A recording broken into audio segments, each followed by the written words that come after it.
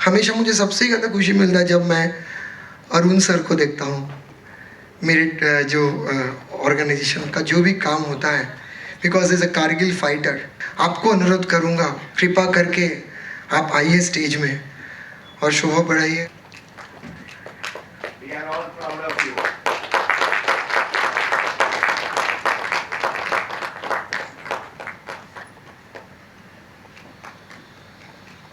Thank you.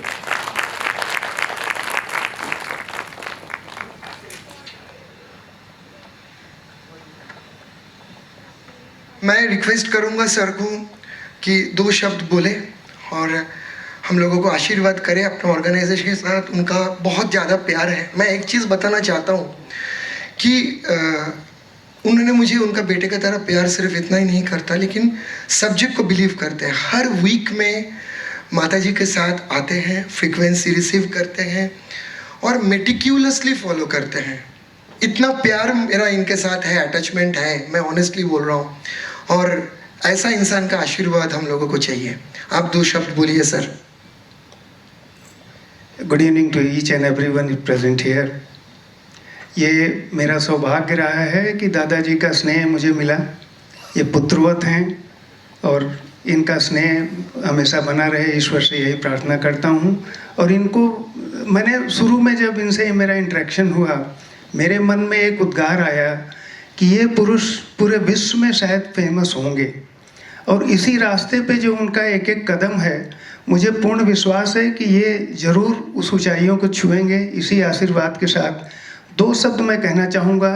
सेना में जाना अपनी प्राथमिकता रही है, मैं गया, और जो लड़ने का साहस है वो आप लोगों की सुरक्षा भावना के साथ में वो डेवलप होता रहा है। ये हमारा दायित्व है। जीवन से पहले आप लोग हैं और उसी हिम्मत के साथ हमें देखते हैं कि हमारी जान चली जाए लेकिन आप सुरक्षित अपने घरों में सोएं, ये हमारा परम कर्तव्य है। धन्यवाद सर। कारगिल का कुछ एक्सपीरियंस काइंडली। मैं छोटी सी एक घटना जो मेरे साथ घटी है, युद्ध होता रहा है। एयरफोर्स होने के नाते तो क्लोज कॉम्बैट तो नहीं रहा मेरा, लेकिन जो फाइटर जाते रहे हैं उनमें असिस्टेंस, उनमें जो भी उनकी रिक्वायरमेंट है, कि बहुत टफ फाइट रही है। इनफैक्ट कारगिल को जितना हम आसान समझे थे उस समय, वैसा था नहीं। वहाँ पे जो हिल्स हैं, एयरफोर्स को बहुत बाद में इन्वॉल्व किया गया। उसके सर्टेन रीजंस थे, आप यूट्यूब पे देखे होंगे, पढ़े होंगे, लेकिन मैं थोड़ा सा नरेट करूँगा अगर समय मिलेगा मुझे। वहाँ पे हिल्स बड़ी ऊंचाइयों पे और बहुत क्लोज टर्न्स पे थी। तो हमारे पास जो शुरू में हमने हेलीकॉप्टर्स वगैरह भेजे विद माउंटिंग, तो उनके इगला जो मिसाइल्स थे उससे उन्होंने फायर किया और हमारे काफ़ी हेलीकॉप्टर्स वगैरह डैमेज हुए। Now we were left with the option कि हम फाइटर प्लेन्स भेजें और उन पे बम्बार्ड करें और हमारी सेना जाए। 87 डिग्रीज के इंक्लिनेशन पे कोई सेना किसी पहाड़ी पे चढ़े और दुश्मन अगर ऊपर बैठा हुआ है, वहाँ से अगर एक पत्थर भी आपके ऊपर फेंक दे तो बम की ज़रूरत नहीं है इस इंक्लिनेशन पे। और कैसे जाएंगे आप? 8 पहाड़ियाँ थी, 8 पे ऊपर बैठा हुआ है दुश्मन। आप यहाँ से रात में छिप छिप के रस्सियों के सहारे ऊपर चढ़ते थे। बीच में कहीं साइट हो जाते थे तो दुश्मन प्रहार करता था, आधी सेना हमारी ख़त्म हो जाती थी। 32 लोग चढ़ना शुरू किए तो 4 लोग ऊपर चढ़े। And I tell you, hats off to our khukri jawans, जय काली आयो महाकाली। ये हमारे गुरखा नेपालीज 32 लोग शुरू किए लेफ्टिनेंट कर्नल रॉय के नेतृत्व में, और पहुँचते पहुँचते सिर्फ हमारे 4 जवान खुखरी के साथ में पहुँचे हैं। उन्होंने 7.5 फीट, 6 फीट, 5 फीट जैसे हाइट वाले लोगों को 4 फीट के गुरखाज ने खुखरी से हैंड टू हैंड कॉम्बैट में 16 लोगों को वहीं पे ढेर किया। ये जज्बा है सेना का जो आप लोगों को देख के हमें मिलता है, हमें अपने दायित्व का बोध कराता है। वहाँ पे जो टेम्परेचर है -26-28 रहता है। तो नॉर्मल जो हमारी कम्युनिकेशन केबल्स होती हैं उनके जो इंसुलेशंस होते हैं वो टियर वियर हो जाते हैं। कारगिल युद्ध शुरू होने के कगार पे था। हमें ये पता चली इंटेलिजेंस कि हमारी कम्युनिकेशन लाइंस को हमें दुरुस्त करनी है ताकि हम वहाँ देख सकें, समझ सकें, वार्तालाप हो सके।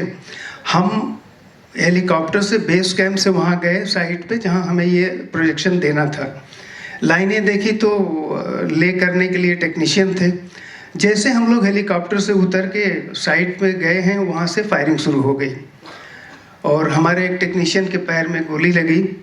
फिर अब वहाँ पे छिपना तो मतलब कायरता वाली बात थी और साथ में ये दिखाना भी था कि हम तुम्हारी गोलियों से डरे नहीं हैं।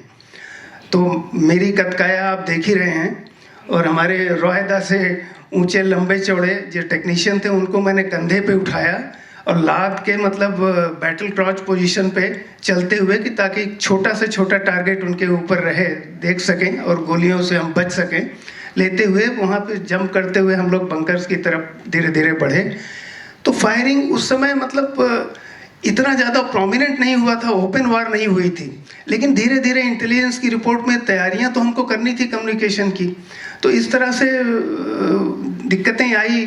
बाद में हम फिर हमें नेताओं से और वहाँ से क्लियरेंस भी होना चाहिए कि कितना, एक लिमिटेशंस थी, उस समय मोदी नहीं थे, तो कितना आगे बढ़ना है वो भी एक बड़ा प्रश्न चिन्ह था। तो इस तरह से बहुत सारे छोटे छोटे अनुभव हैं और बाकी वार तो वार ही रहा। वर्ल्ड का अगर मुझसे पूछा जाए, मेरे ओपिनियन में ये बहुत टफ वार थी और वर्ल्ड के मतलब किसी युद्ध से कम नहीं थी। धन्यवाद। Thank you sir, thank you, thank you.